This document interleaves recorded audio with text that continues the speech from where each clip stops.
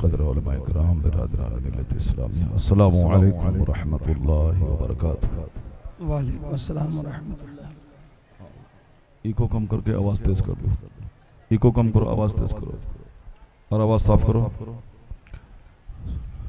الحمدللہ الحمدللہ الذی زین النبیین بحبیبہ المصطفیٰ ومن علی المؤمنین بنبیہ المجتبی والصلاة والسلام علی سیدنا محمد خیر الورا وعلى آلہ واصحابہ النجباء الى یوم الجزاء، اما بعد فاعوذ باللہ من الشیطان الرجیم، بسم اللہ الرحمن الرحیم۔ کتاب انزلناہ الیک مبارک لیدبروا آیاتہ ولیتذکر اولو الالباب، صدق اللہ العظیم۔ وقال النبی صلی اللہ علیہ وسلم ان اللہ یرفع بهذا الكتاب اقواما ویدع به آخرین، صدق رسولہ النبی الکریم صلی اللہ تعالی علیہ وآلہ وصحبہ وسلم اجمعین۔ ایک بار محبت سے درود شریف پڑھ لیں، اللہم صلی علی سیدنا و مولانا محمد معدن الجود والکرم وآلہ وبارک وسلم، صلاۃ و سلام علیک یا رسول۔ آواز تھوڑی اور صاف کرو، آواز بالکل عجیب سا محسوس ہو رہا ہے، اور صاف کیجئے اور کڑی کر دیجئے آواز کو۔ ایک بار اور درود شریف پڑھ لیں، اللہم صلی علی سیدنا و مولانا محمد معدن الجود والکرم وآلہ وبارک وسلم، صلاۃ و سلام علیک یا رسول۔ میں نے مائک کو ہاتھ میں لے لیا ہے تو اس کو آپ یہ مت سمجھیں کہ حضرت آدھا گھنٹہ میں تقریر ختم کر دیں گے، 3 گھنٹے بھی ہاتھ میں لے کے بولتا ہوں اور بولوں گا انشاءاللہ الکریم، ہاتھ میں درد نہیں ہوگا۔ سبحان اللہ سبحان اللہ۔ آج کل بہت سارے لوگ جم میں جاتے ہیں تاکہ مجھ کو طاقت مل جائے، میرا سینہ مضبوط ہو جائے، میری ہڈی، میرے اعصاب، میرے نروس سسٹم سارے مضبوط ہو جائیں۔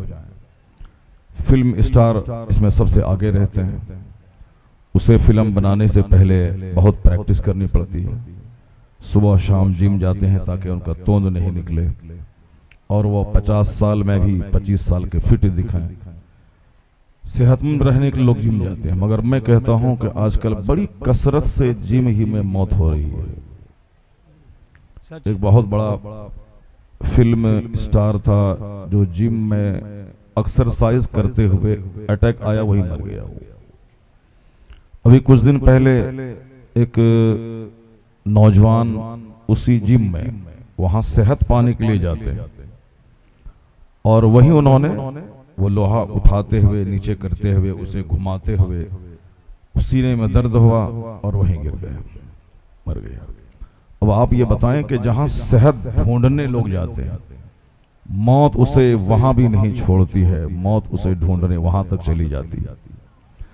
تو میرے نزدیک 10 کلومیٹر دور پیدل چلنے کے بعد اتنی صحت نہیں ملتی ہے جتنی صحت مسجد میں 50 رکعت نماز پڑھنے کے بعد مل جاتی ہے۔ سبحان اللہ۔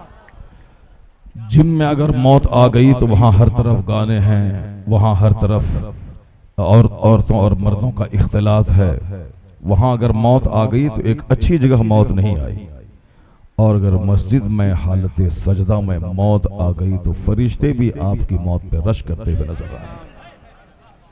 تو صحت پانے کا شاندار طریقہ ہے کہ آدمی اللہ کی عبادت کرے، خوب اللہ کا ذکر کرے۔ جس قدر 2 گھنٹہ جم میں ٹائم دینے کے بعد صحت نہیں ملے گی، اس سے زیادہ جلسے میں 3 گھنٹہ بیٹھ کر اللہ کا ذکر سننے سے اللہ اس کے سینے کو، اس کی ہڈی کو، اس کے پٹوں کو مضبوط کر دے گا۔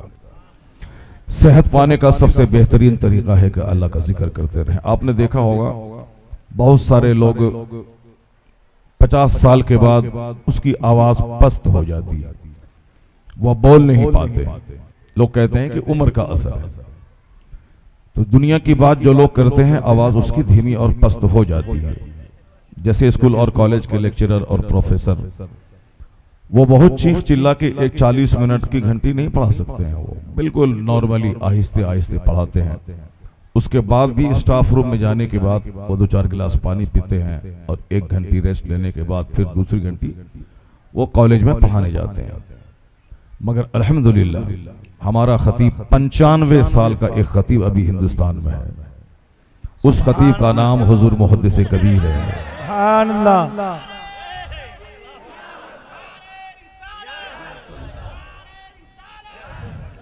جو اشرفیہ کے شیخ الحدیث رہے، پرنسپل رہے، جنہوں نے ساری زندگی ریٹائرمنٹ تک اشرفیہ میں تعلیم دی. پھر اس کے بعد امجدیہ اور کلیت البنات میں انہوں نے درس بخاری دیا بچوں کو اور بچیوں کو بھی.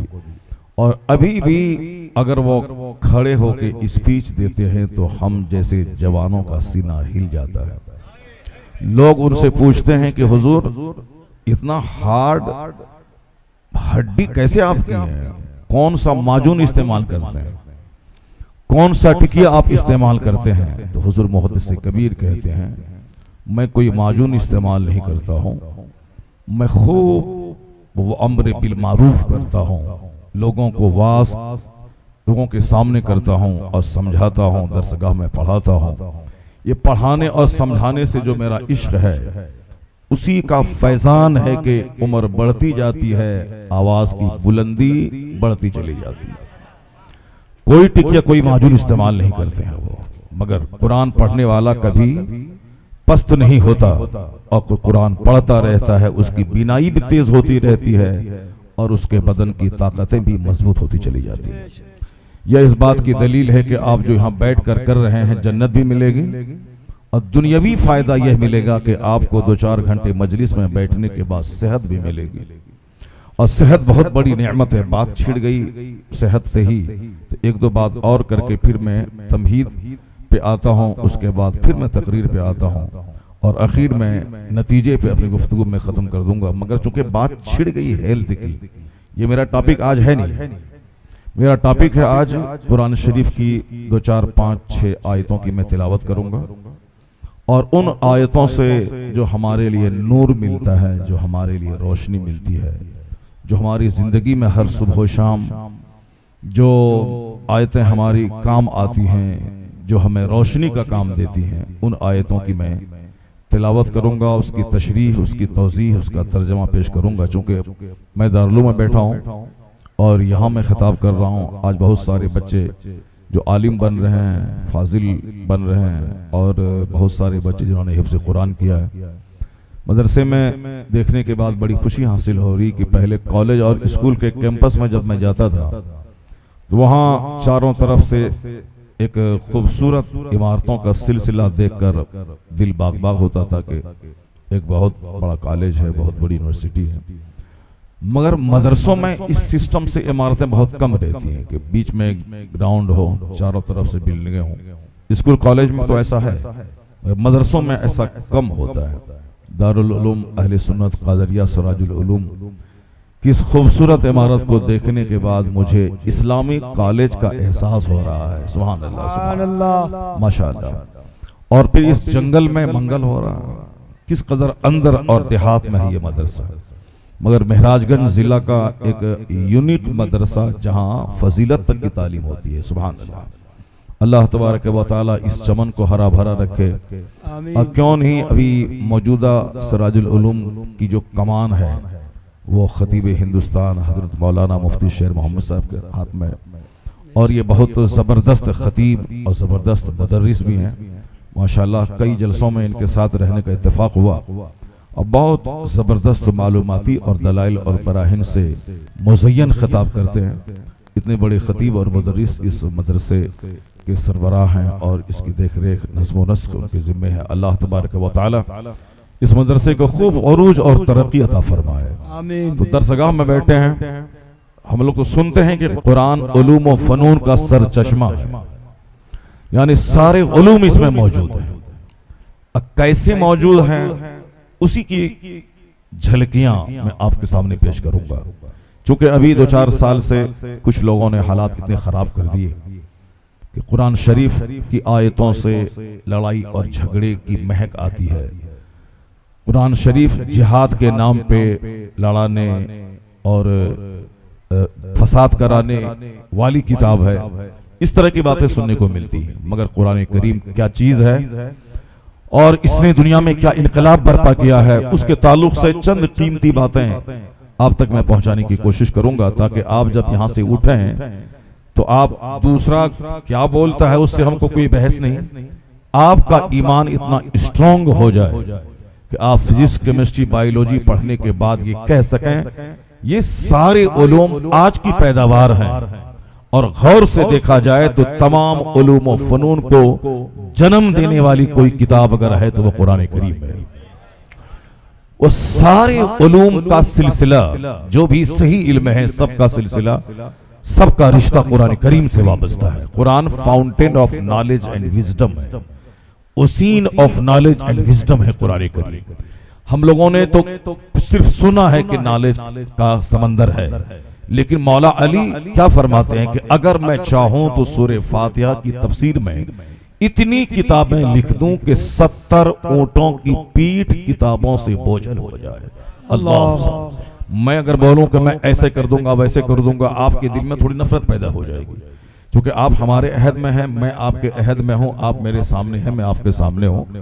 بہت اگر میں صلاحیت کی بلندی پہ ہوں تب تھوڑا سا آپ مانتے ہیں کہ ہاں ہے، کچھ ہے، چونکہ ماننے نہیں دیتا ہے یہ دل، کسی کو جلدی ماننے نہیں دیتا ہے۔ میں فارسی کی پہلی پڑھاتا ہوں مگر شیخ الحدیث کو بھی نہیں مانتا ہوں، بس ہے، بہت سارے لوگ ہیں، دیکھا بخاری شریف پڑھا رہے ہیں تو کیا ہو گیا، تو کوئی کسی کو ماننے کو تیار نہیں ہے آج کل، نہ شیخ الحدیث پرنسپل کو ماننے کو تیار ہے، نہ پرنسپل عام مدرس کو ماننے کو تیار ہے۔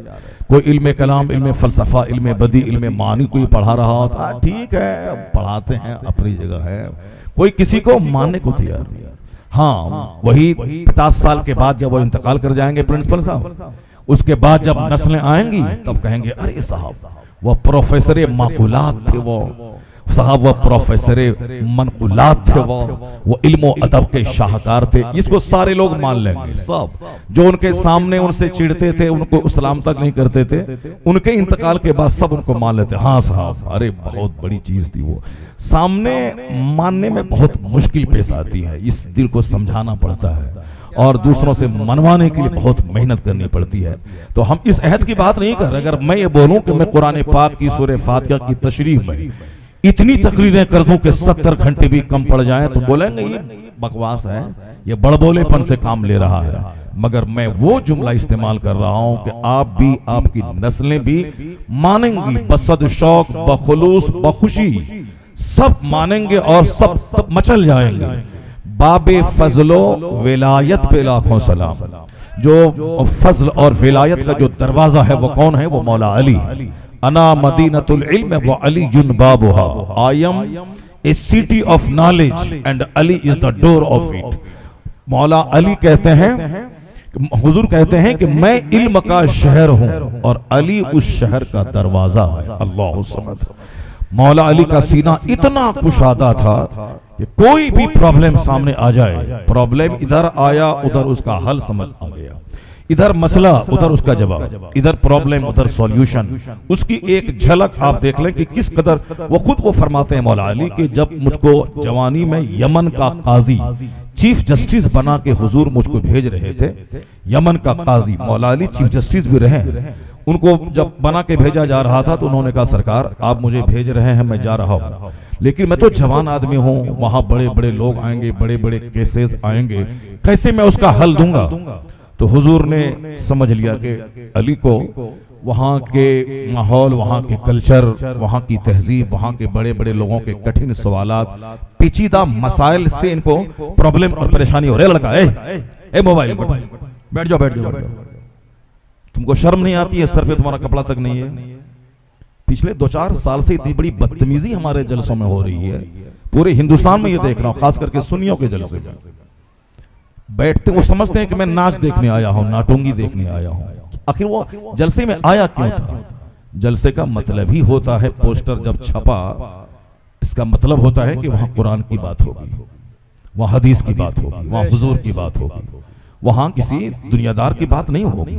جب تم کو معلوم ہے کہ یہاں حدیث کی بات ہوگی، قرآن کی بات ہوگی، اسی کا نام جلسہ ہے، وہ تو بیچ میں ہمارے کچھ لوگوں نے جلسے میں کامیڈی قصہ کہانی کو لا کر کے جلسے کا رنگ بدرنگ کر دیا انہوں نے، اور الحمدللہ آج بھی اچھے لوگ موجود ہیں جو جلسے کی روح کو فنا ہونے نہیں دینا چاہتے۔ بے شک بے شک سبحان جلسے کی روح، یہاں ہم کیمسٹری فزکس بایولوجی پڑھنے نہیں آئے، یہاں ہم قرآن سننے آئے ہیں۔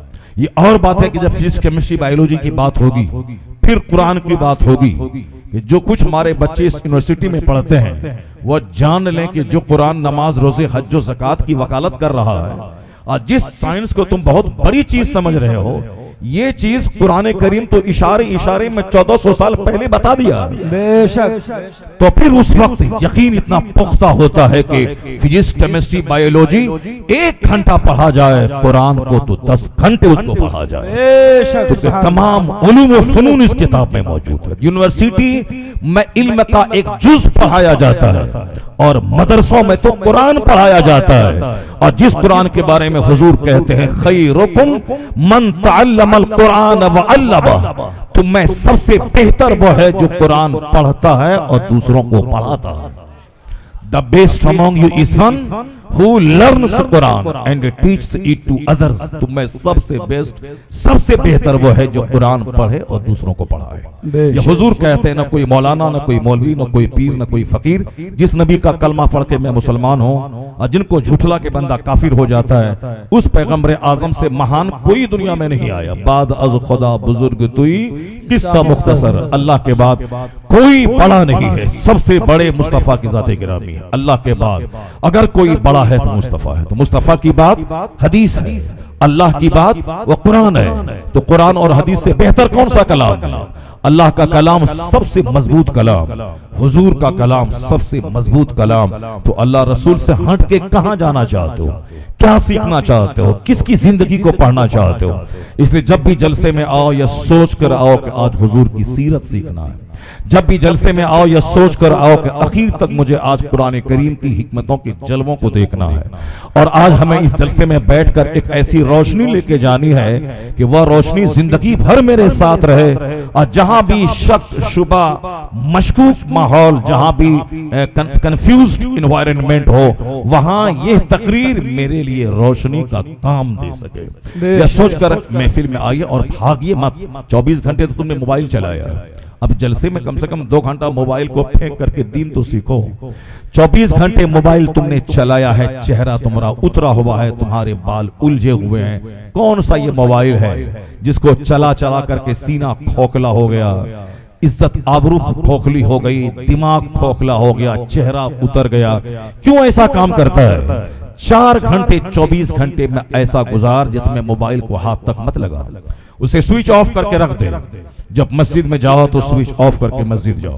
مگر 80 سال کا بوڑھا بھی جب میں دیکھتا ہوں فجر کی نماز کے ٹائم میں، جبکہ فون ایمرجنسی کا فون آتا ہے، کوئی مر گیا، کسی کا جنازہ ہے، کوئی گر گیا، کوئی ایکسیڈنٹ کر گیا، تب صبح کے ٹائم میں فون آتا ہے۔ نارملی فون کے آپ کیسے ہیں، کیا ہیں، بیوی کیسی ہے، کیا کھانا بنایا ہے، کیا کھا رہے ہیں، ناشتے میں کیا چل رہا ہے، یہ فالتو کا فون دوسرے ٹائم میں آتا ہے، بیکار قسم کا فون۔ کیا کھا رہے ہیں، کیا بنا ہے، کیسا ٹیسٹ ہے، بلا وجہ موبائل چارج کرنے میں پیسہ لگتا ہے، بجلی خرچ ہوتی ہے، بجلی میں پیسہ لگتا ہے، اور فالتو پیسہ خرچ کر کے موبائل خریدنے میں پیسہ لگتا ہے، اس میں نیٹ پیک بھروانے میں پیسہ لگتا ہے، اور اس کے بعد کیا پوچھتے ہیں کہ کیا بنا ہے، کیا کھا رہے ہیں، نمک کیسا ہے، اس میں مرچ کیسی ہے، بس آپ یہی سب فالتو کی بات ہے۔ فجر کے ٹائم میں فون نہیں آتا ہے، اس ٹائم میں ایمرجنسی کا فون آتا ہے، صبح موت کا، جنازے کا، بیماری کا، ایکسیڈنٹ کا، یہی سارا فون اس ٹائم میں آتا ہے، میکسیمم فون۔ تو اب جب وہ فون اگر کوئی مر گیا ہو تو نماز پڑھنے کے بعد گھر جائیں گے، وہاں موبائل آپ دیکھ لیں کہ 4 فون آیا، آپ ادھر سے واپس کال کریں اس کو، کیا بات ہے، کوئی خیریت تو ہے اس ٹائم؟ لیکن نہیں، 90 سال کے بوڑھے کو بھی میں دیکھتا ہوں فجر کی نماز پڑھنے آتے ہیں، وہ اس وقت بھی موبائل لے کے گھر سے آتے ہیں، اور وہ نماز پڑھتے ہیں، وہاں پہ موبائل رکھ کے نماز پڑھتے ہیں، اور اتفاق سے وہاں بھی ٹن ٹن کی آواز آنے لگتی ہے، سب در ہونے لگتا ہے۔ اس وقت کیا ضرورت تھی؟ لوگ آتے ہیں جلسے میں، 12 گھنٹے 6 گھنٹے راستے میں کار موبائل چلا گیا، اسٹیج پر بیٹھے موبائل چلا رہے ہیں، یہ کون سا تماشا بھائی؟ تم کار میں موبائل چلایا ہے، راستے بھر موبائل چلایا ہے، راستے بھر تم نے ٹکٹ دیکھا ہے، راستے بھر تم نے اگلے پروگرام کو دیکھا ہے۔ ہم لوگ تو پروگرام لکھتے فون آتے ہوئے پورے مہینے کا پروگرام جان جاتے ہیں کہ 1 تاریخ کو کہاں ہے، 2 کو کہاں ہے، 3 کو کہاں ہے، 4 کو کہاں ہے، 5 کو کہاں ہے۔ کبھی کبھی ضرورت پڑتی ہے تو ہم لوگ سامنے بتا دیتے ہیں، چونکہ فون آتے ہیں جلسے والے کے 5-6 بار کہ کل 18 تاریخ ہے، مجھ کو کہاں رہنا ہے مجھ کو معلوم ہے، چونکہ اتنے فون آ چکے ہیں کہ 18 مئی کو کہاں رہنا ہے وہ جگہ مجھ کو معلوم ہے، پرسوں 19 کو کہاں رہنا ہے یہ بھی مجھ کو معلوم ہے، 20 کو پرسوں کہاں رہنا ہے اسی علاقے میں بلرام پور رہنا ہے وہ بھی مجھ کو معلوم ہے، 21 کو کہاں رہنا ہے یہ بھی مجھ کو معلوم ہے۔ جو اب سب کچھ معلوم ہے اور ٹرین کا سارا ٹکٹ بنا ہوا، پھر اسٹیج پر بیٹھ کے گچڑ کر رہے ہیں، کیا مطلب ہے؟ کیا مطلب ہے اس کا مطلب ہے بدتمیزی۔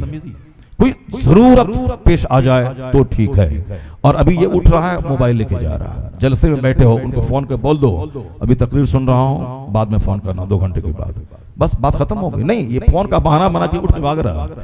شیطان بھگاتا ہے تاکہ تم دین نہیں سیکھو، تاکہ تم دین سے دور رہو، تاکہ تم اسی طرح ایک آزاد سی زندگی گزارتے رہو۔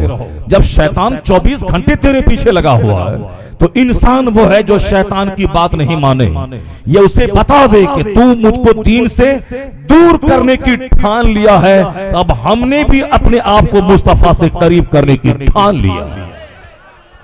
بس صرف ٹھان لو، پھر دیکھنا کس طرح اللہ کی مدد نازل ہوتی ہے، کس طرح شیطان تم سے بھاگتا ہے۔ ابھی لوگ کہتے ہیں کہ ہندوستان میں اسلام مٹانے کی دشمنوں نے ٹھان لیا، انہوں نے کھربوں روپے کا ایک بجٹ باضابطہ طور پر پاس کر دیا ہے۔ یہ سارے پیسے مسلمانوں کی بیٹیوں کے ایمان اور عزت لوٹنے کے پیچھے خرچ کرنا ہے، چاہے وہ 1 لاکھ روپے دیکھ کے میری طرف مائل ہو، چاہے 2-4 ڈبہ رس ملائی کا دیکھ کے میری طرف مائل ہو، چاہے خوبصورت جوڑے دیکھ کر مائل ہو، چاہے میری نوکری، میری کار، میری بائک دیکھ کے مائل ہو، جیسے بھی مائل ہو اس کو مائل کرنا ہے، اور جیسے وہ میری طرف اٹریکٹ ہوئی سب سے پہلا حملہ اس کی عزت پہ کرنا ہے۔ اس کے بعد پھر وہ جو تم کہو گے وہ سب مان لے گی، دین چھوڑو ایمان چھوڑو سب چھوڑ دے گی۔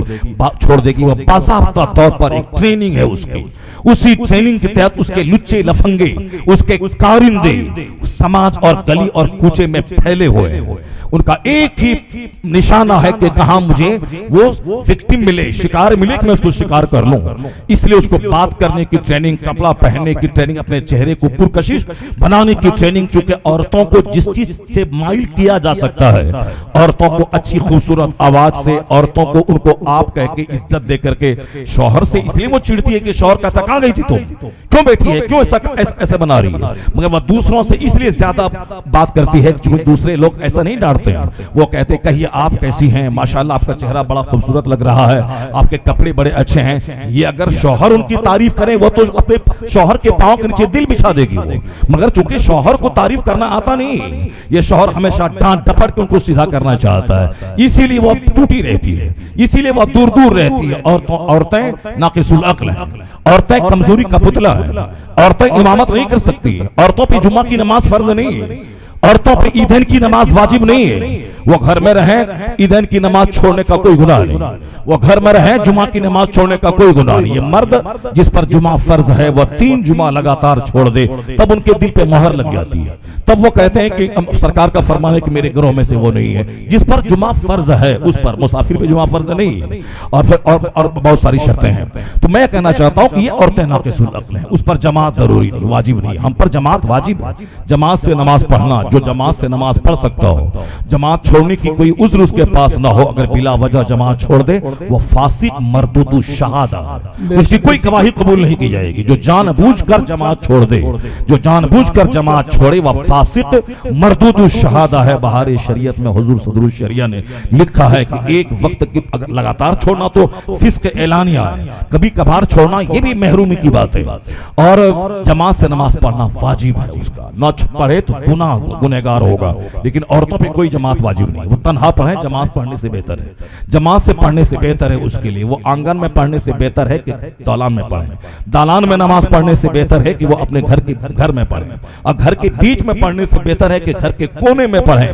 یعنی شریعت نے اتنا ان کے پردے کا خیال کیا ہے، یہ گھر کے بیچ میں نہ پڑھیں، گھر کے کونے میں پڑھیں، یا وہ سارے دالان پہ نہ پڑھیں، یہ اندر میں پڑھیں، یہ آنگن میں نہ پڑھیں، یہ اندر پڑھیں، یہ مسجد نہیں جائیں، جبکہ اس روئے زمین پر سب سے قیمتی جگہ مسجد ہے، سب سے بہترین جگہ مسجد ہے، مسجد سے بہتر کوئی جگہ نہیں ہے، اور سب سے بہتر ہے وہ جو سب سے پہلے مسجد جائے اور سب سے آخر میں مسجد سے آئے، اور سب سے بری جگہ ہے بازار، اور سب سے برا آدمی ہے وہ سب سے پہلے بازار جائے اور سب سے آخر میں بازار سے آئے۔ کوئی کام دھام نہیں ہے، سبزی مچھلی گوشت لے لیا اور دوسروں کا منہ دیکھنا ہے، چائے کی دکان، پان کی دکان، کپڑے کی دکان، چپل کی دکان، کتاب کی دکان، اس سے ملنا ہے، اس کے پاس رہنا ہے، وہ پان کھلا دیا، اس کا پان کھا لیا، اس کی چائے پی لیا، اس کے پاس بیٹھ کے بریڈ پکوڑا کھا لیا، کوئی کام صرف گھومنا ہے بازار۔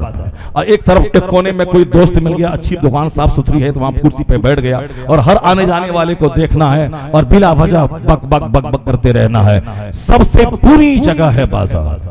سب سے اچھا آدمی وہ ہے، سبزی تو خریدنی ہے اور تیل تو خریدنا ہے، چاول تو خریدنی ہے اور یہ ضرورت کے سامان تو خریدنا ہے، تو خریدنا ہے تو بازار جانا ہوگا، بازار جانا ہے تو سب سے اخیر میں جائے اور سب سے پہلے بازار سے نکل جائے وہ سب سے اچھا آدمی، سب سے لاسٹ میں جائے، جلدی سے سامان خریدے، وہاں سے نکلے، چونکہ جھوٹ بولنے کی جگہ ہے بازار، چونکہ وہاں پہ جھوٹ بولا جاتا ہے، وہاں دھوکہ دیا جاتا ہے، وہاں مال کا عیب چھپا کے مال بیچا جاتا ہے، اس لیے بری جگہ ہے بازار۔ اور مسجد سب سے اچھی جگہ ہے جہاں ہارٹ کا مریض جائے اسے قرار اور چین مل جاتا ہے۔ نہیں یقین آئے تو اگر پریشر ہائی ہے وضو کریں، مسجد میں جائیں، 2 رکعت نماز پڑھیں، اس کے بعد پریشر جانچ کریں، بہت حد تک پریشر نارمل ہو جاتا ہے۔ مسجد بہت پریشان ہے، بیوی نے گالی دی ہے، پڑوس نے لڑائی کی ہے، بیٹے نے دغا کیا ہے، یعنی ہر طرف سے کشٹ ہی کشٹ ہے آج کے سماج میں۔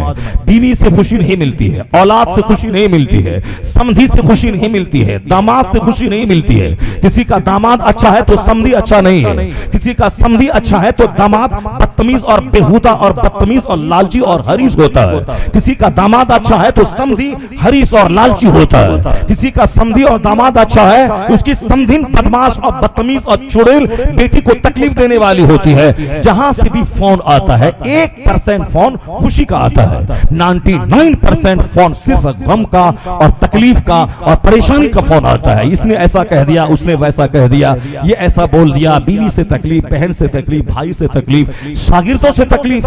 دستار بندی کا موقع ہوتا ہے، شاگردوں کے دوست آتے ہیں، وہ دوست آتے ہیں، وہ دوست اپنے دوستوں کا کتنا خیال رکھتے ہیں۔ صاحب پہلے انہوں نے کارڈ دیا ہے، شاندار ڈبہ پیک کیا ہے اور لپک کے ان کا استقبال کیا ہے، بٹھایا ہے، 4 گھنٹے 3 گھنٹے کا ٹائم اس کو وہ دے رہے ہیں۔ اسی دوران استاذ کو پانی کی ضرورت ہے، وضو کے لیے پانی کی، وہ بچہ کنی کاٹ کے بھاگ جاتا ہے ادھر سے چپ کر کے تاکہ وہ نہ بولے کہ پانی لا کے دے دو۔ دوست کا استقبال سمجھی کی طرح کرتا ہے۔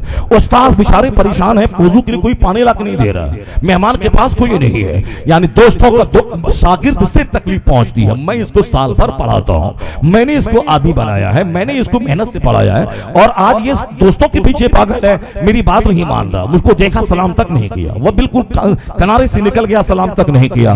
شاگردوں سے تکلیف، اولاد سے تکلیف، بیوی سے تکلیف، رشتہ داروں سے تکلیف، پڑوسی سے تکلیف، صرف تکلیف ہی تکلیف ہے دنیا میں، لوگ تکلیف پہنچا رہے ہیں۔ ایسے ماحول میں جب آپ کو لگتا ہے کہ دنیا میں میرا کوئی نہیں ہے، میں تنہا ہوں، میری بات کوئی نہیں مانتا، میں بیوی کی بات مانوں تو گھر ٹھیک لگتا ہے، میں بچے کے سامنے گھٹنے ٹیک دوں تو گھر خوشی کا گہوارہ ہے۔ بیوی بولے آج میرے بھائی کی بیٹی کی شادی ہے، 1000 روپے نہیں بلکہ 10,000 روپے کا ایک گفٹ دینا ہوگا، نہیں دوں تو گھر میں ماتم پھیل جاتا ہے۔ اگر ان کے سامنے گھٹنے ٹیک کے ساری فرمائش پوری کرو پھر وہ مٹک کے 4 بار چائے بنا کے لاتی ہے، ان کی خواہش پوری ہوتی ہے تو گھر اچھا لگتا ہے، اور جہاں آپ ان کی مخالفت کیے تو گھر میں ماتم چھا جاتا ہے، تو آپ کو لگتا ہے کہ میں تنہا ہوں، کوئی میرا نہیں ہے، میرا خیال کرنے والا نہیں۔ ایسے ماحول میں لگے کہ اب میں خودکشی کر لوں، ایسے ماحول میں لگے کہ اب میں زہر کھا کے مر جاؤں، ایسے ماحول میں آپ کو لگے کہ اب میں گھر چھوڑ کے بھاگ جاؤں، خودکشی کرنی ہے، نہ پھانسی کے پندے پہ لٹکنا ہے،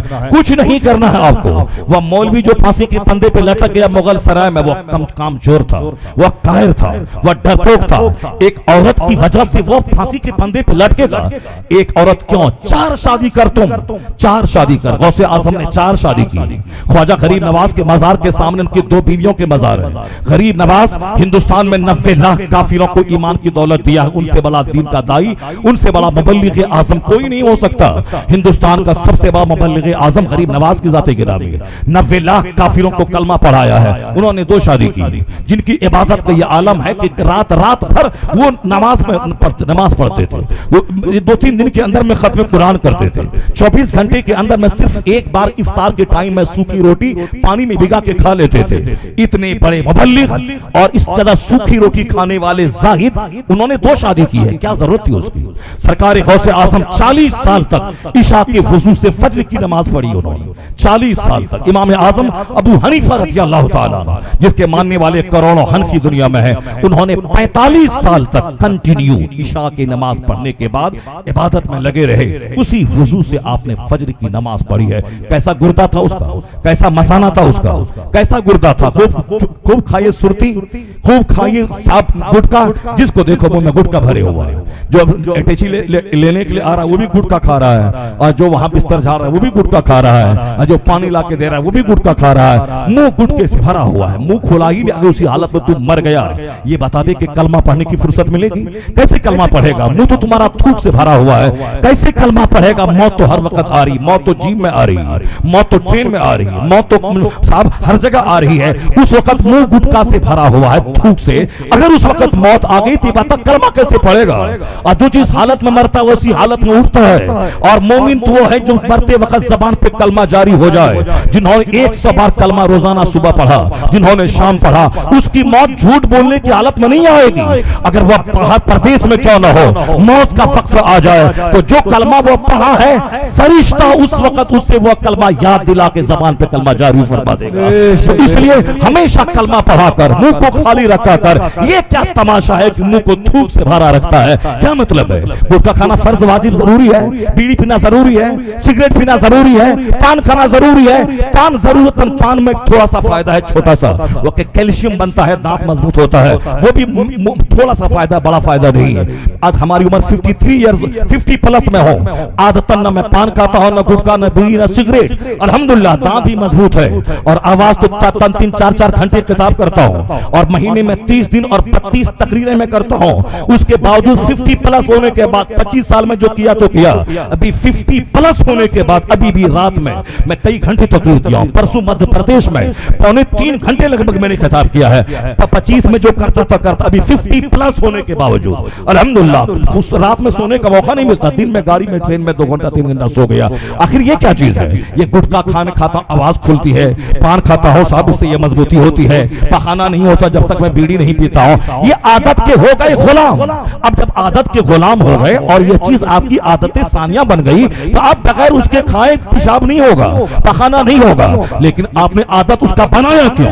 بغیر عادت بنائے جو کھینی نہیں کھاتا ہے، جو گٹکا نہیں کھاتا ہے، کیا اس کا پیشاب نہیں ہوتا؟ اس کا پخانا نہیں ہوتا؟ کیوں آپ نے ایک غلط اور غیر ضروری چیزوں کو، اننیسیسری چیزوں کو، کھانا ہے تو کاجو کھاؤ، کھانا ہے تو کشمش کھاؤ، کھانا ہے تو بادام کھاؤ، کھانا ہے تو آم کھاؤ، کھانا ہے تو انار کھاؤ. اپنے گھر میں انار لاؤ. انار ایک انار 100 بیمار. انار جنتی غذا ہے. اپنے گھر میں گرمی کے موسم میں تربوز اور خربوزہ لاؤ. کہتے ہیں کہ بادشاہ سونا دے کر وہ خربوزہ خریدتا تھا. یہ گرمی کے زمانے کے لیے بڑی اچھی چیز ہے یہ. اور پھر آج کل اس موسم میں 4 گلاس اگر پسینہ نکل گیا ہو، 1 گلاس آم کا جوس پی لے جو غریب فقیر بادشاہ سب کے لیے ضروری ہے.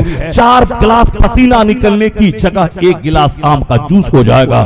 جو کیلوریز گھٹے گی، جو طاقتیں گھٹیں گی، اس کی ساری چھتی پھرتی آم کے 1 گلاس جوس سے ہو جائے گا. اس موسم میں سستا پھل ہے، اٹھاؤ. یہ کھینے کا کیا مطلب ہے؟ یہ گٹکا کا کیا مطلب ہے؟ کیا مطلب ہے اس کا؟ میں نے ایک بہت بڑے مفتی سے بنارس میں پوچھا کہ حضور آپ فاروقہ کے بہت بڑے مدرس ہیں اور آپ بخاری شریف پڑھاتے ہیں، آپ اتنے بڑے قابل عالم ہیں، آپ پان کیوں نہیں کھاتے ہیں؟ کہا مولانا پان میں اس لیے نہیں کھاتا ہوں کہ جتنی دیر پان چباؤں گا پھر کی پھینکوں گا اتنی دیر میں 50 بار درود پڑھ لوں گا اور بتا دے کتنی ہزار نیکیاں میرے نام اعمال میں لکھی چلی. نعرہ تکبیر.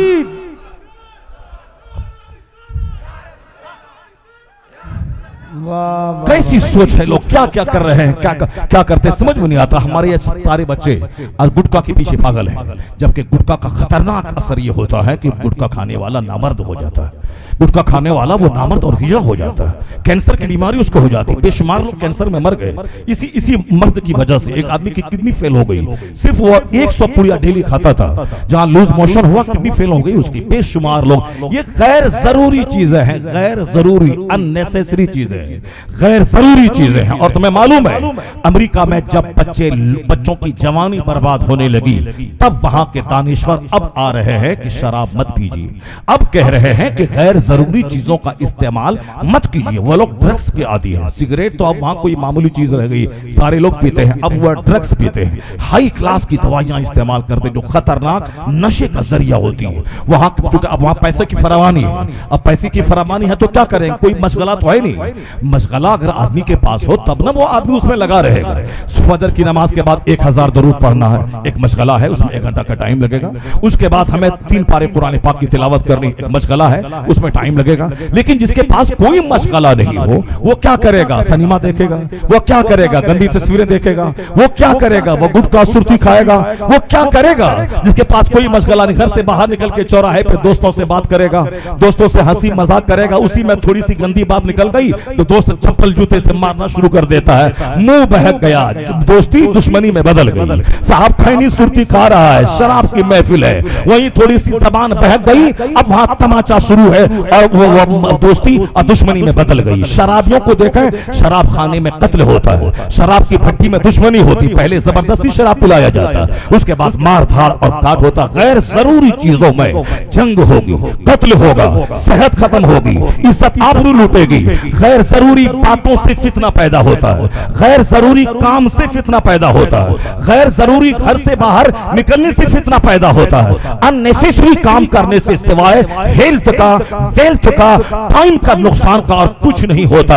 امریکہ کے دانشور آج کہتے ہیں ضرورتاً گھر سے باہر نکلیے، باہر میں ہے کورونا کا کیڑا، وہ ختم نہیں ہوا ہے، اس کے جراثیم ناک کے راستے سے اندر گھس جائیں گے، ممکن ہے کہ وہ جراثیم اگر حاوی ہو گیا تو لنگس خراب ہوگا، سانس لینے میں دقت ہوگی، وینٹیلیشن پہ جائیں گے، پھر کوئی نہیں بچا پائے گا۔ اور اگر یہ کورونا کا کیڑا ہوا تو نہ باپ جائے گا، نہ ماں جائے گی، نہ بھائی بہن جائیں گے، اور جن لوگوں کو کورونا ہوا ان سبوں نے میدان محشر کو یاد کیا کہ وہ اکیلا پڑا ہے، نہ بیوی، نہ بچے، نہ بھائی، نہ دوست، کوئی نہیں آ رہا ہے، وہ سب دور سے کھڑکی سے دیکھ رہا ہے۔ کہتے غیر ضروری باہر مت گھومے۔ ابھی بمبئی میں رات کے 12 بجے، ابھی تو تھوڑا ماحول نارمل ہو گیا، مگر آج سے کچھ مہینہ پہلے تک وہاں پولیس والے سمندر کے کنارے ڈنڈا سے مار کے کہتے تھے جاؤ 10 بجے کے بعد کوئی دکان کھلی نہیں رہے گی، 10 بجے کے بعد کوئی منچلا سمندر کے کنارے نہیں گھومے گا، جاؤ ضرورت پڑے تو باہر نکلنا، غیر ضروری باہر مت نکلو۔ کورونا کال میں غیر ضروری بولنا، غیر ضروری دوستی کرنا، غیر ضروری گھومنا، غیر ضروری چیز کھانا، یہ امریکہ یورپ کے لوگ جو آزادی پہ زور دیتے تھے، لیکن آج وہ کہتے ہیں ان غیر ضروری چیزوں سے نقصان ہوتا ہے۔ ایک قوم مسلم جو فارمولا آج امریکہ کے دانشور دے رہے ہیں، جو فارمولا آج ہندوستان کے ویگیانک دے رہے ہیں، جو فارمولا چائنا جاپان کے لوگ کہہ رہے ہیں کہ ضرورت کا سامان استعمال کیجیے، ضرورتاً کپڑا بنائیے، فضول خرچی مت کیجیے، غیر ضروری کام میں اپنا ٹائم برباد مت کیجیے۔ آج ہندوستان کے نیتا شادی بیاہ کی فضول خرچی جو ہندو مسلم سب کرتے ہیں، 25 سال سعودی عرب میں اونٹ چرا کے پیسہ کمایا اور 1 گھنٹے میں سارا پیسہ پانی کی طرح شادی میں بہا دیا۔ آج جب ہندوستان کے نیتا دیکھتے ہیں 40 ٹائپ کا کھانا بنا ہوا ہے اور سارے کھانے برباد ہو رہے ہیں، جب صبح سویرے جا کے دیکھو سیب ادھر پھینکا ہوا ہے، سنترا ادھر پھینکا ہوا ہے، آج نیتا کہتے فضول خرچی ہے، یہ کھانے کی بربادی ہے، دانے دانے کو ترس جائیں گے۔ غیر ضروری کام مت کرے۔ تو جہاں دنیا غیر ضروری کاموں سے بچنے کی تلقین آج کر رہی ہے، قربان دنیا کے سب سے مہانتم پیغمبر مصطفیٰ جان رحمت نے 1400 سال پہلے یہ ایک پیغام دیا تھا، من حسن اسلام المرء ترکہ ما لا یعنی۔ ایک مومن کے اسلام کا حسن یہ ہے غیر ضروری چیزوں کو چھوڑ دے۔ جہاں دانشوروں کی نگاہ آج پہنچی ہے وہاں مصطفیٰ کی نظر 1500 سال پہلے۔